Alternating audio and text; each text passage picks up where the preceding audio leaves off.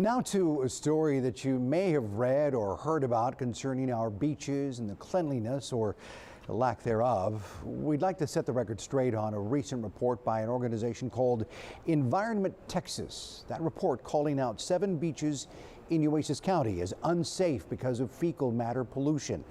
But there is a preface to that story that should clarify the bottom line. The worst locations are at the major storm water drains. Cole Park, Rove Park. Ray Allen, the executive director of the Coastal Bend Bay and Estuaries program, says a report from Environment Texas is probably based on information obtained after a rainfall event. That's really the driving factor here is storm events that generate runoff, water that comes into the bay off of people's yards, off of people's streets and driveways.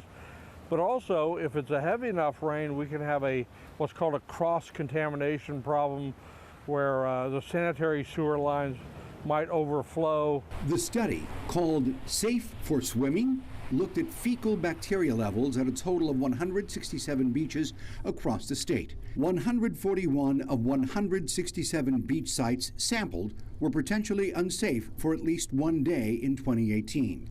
22% of testing days at Nueces County beaches identified potentially unsafe water in 2018. Texas' worst offender was Cole Park, which had bacteria levels high enough to put swimmers at risk for 52 of 64 days tested. While the city of Corpus Christi is looking at ways to solve this issue, it could be years before a real solution comes along. But for now, pay attention to the public warning signs that are in the parks.